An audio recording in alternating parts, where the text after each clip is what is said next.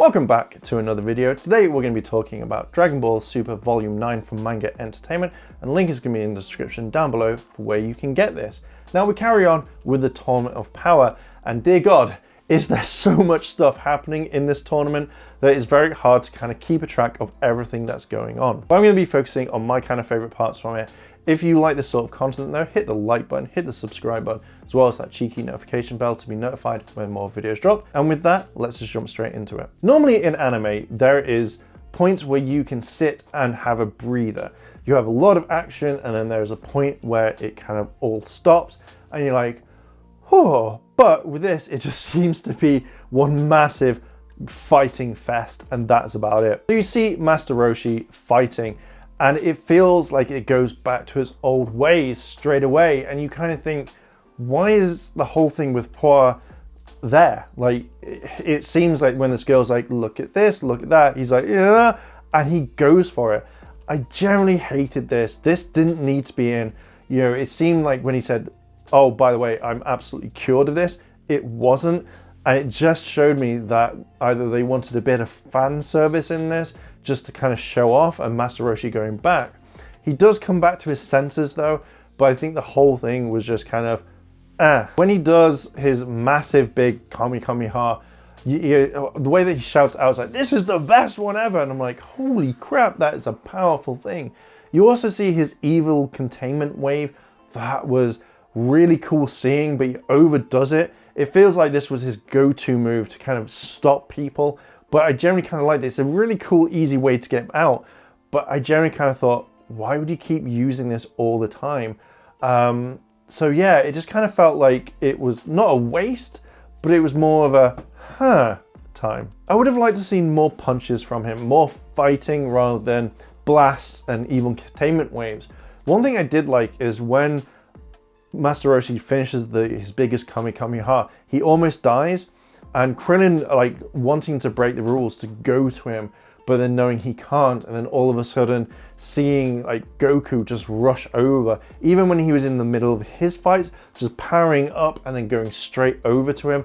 I really like that. I love the emotional connection that you have, and you do feel it because obviously we followed Master Roshi from Dragon Ball all the way here, so you know that there's a huge connection between them, and it just seemed like it was getting stronger, and I really like that. One of the most interesting kind of techniques that we see is the kind of sniper.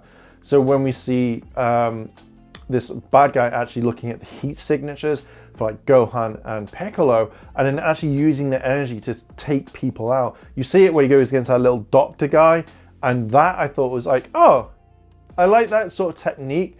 I think it should have been used a bit more against all the others rather than just going for two people, maybe hitting everyone at the same time. That would have been a better use for it, but it was a very smart tactic. And it was very, you know, everyone thought like, oh, you know, they can't see this, so we'll create this massive dust cloud, but it was all heat signature. That was a very, very cool thing to add in. Now, we don't normally see this sort of technique all the time, but when Piccolo's arm gets knocked off, he can regenerate it. It takes a lot of stamina though. So obviously he gets his arms blown off a few times, but I generally really like the fact that he was able to regenerate them quite quickly. You would expect it much later on all the time, but you know, when they thought they had it all under control and being hit by these beams that were obviously like lasers, it was like, I didn't expect that. I didn't expect that at all. Now, going back to the evil containment wave, I hate Frost. Believe me, I absolutely hate the guy more than anything.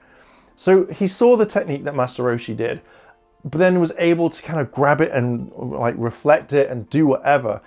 And he uses it on Vegeta, which is fine. But I generally kind of just hate Frost. I just think that a character like that is fine for a little bit, but you just get so bored of him. So bored of him. So for me, seeing that he grabs Master Roshi's evil containment wave, throws against Vegeta, it was surprising, like, oh, I didn't expect that. And then obviously where he thinks he had it, he was about to throw Vegeta out the ring, but Master Roshi threw a small bit of energy to destroy the bottle. I really liked it when Vegeta came back. You just see this massive shadow and this energy going boom. And obviously with, I can't remember, Montello, whatever it is, the metal man, I hate that character as well. Not that much, but he generally irritates me. But I love the way that, you know, because his hands, like he had like rock in his ear so he couldn't hear. Vegeta screaming, calling him names and stuff. But Vegeta just destroying that and then like, having a massive go at him. I thought that he would have taken Frost out at the same time, but literally having the metal guy just fall out of the ring because he was insulted, you kind of think that maybe a training thing for that one would have been to get him used to all these names so it doesn't affect him that much. But I think that once that happened, I would have gone straight for Frost. I would have just found Frost and I would have wailed into him. I kind of like Master Roshi when he realizes what he's done, that he just decides to drop out the ring because he can't continue anymore. So I kind of think that you could have replaced Roshi with another character from Dragon Ball, but I love the way that Master Roshi was in it at times. The only thing I hated, again, as I said, was his thing for women. That just irritates me. But I think, like, so going back to Frost, one of the best things is seeing Frieza knock Frost away, so he then goes to the stand. I absolutely love that because Frost thought Frieza was on his side due to the same race. But Frieza just backstabbing him, to me, was the greatest. I absolutely loved it. I also love the fact they got erased from the universe at the first, like, gone. Well, not first, but from that one, it's just like, you're gone. I loved seeing that. That made me just go, yes, at the end. Like, so much happiness from that. I hate Rebranne, I really do. I know why the fan base hates her. I just can't stand her. I hate the whole thing for love. I can understand if you're fighting for it, but to remind everyone that love is in the air, love is this, I just get her out, just put her in the bin. Seeing Ultra Instinct for the very first time is still a great transformation. Just the way that everyone thinks they're gonna beat him, like Jiren, and then just seeing Goku transform after that, like small black hole, spirit bomb black hole thing. Oh dear God, just seeing that power and everyone just going, oh my God, even the gods and like the Supreme Kais and Zeno and the Grand Priest all going, oh God. Well, maybe not Zeno, but like them all going, oh my God, we know what this is. And just seeing it, the music is great. I would have kept the Japanese one in because I don't know what it is. I just didn't like the fact that you had the English version. I think the Japanese one would have fit it perfectly.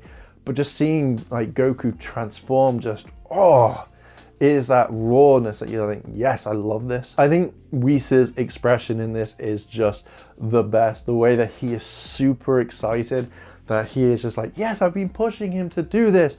Yes, yes, yes, I love this. Boom, was just perfect. It is one of the highlights for this. I absolutely adored it. For the best fight in this volume, I think is definitely Calfia and Kale.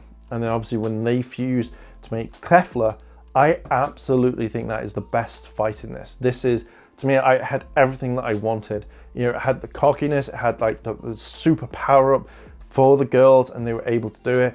Go against Goku, bring out Ultra Instinct again. And I just felt this, the entire whole story arc was absolutely perfect to me.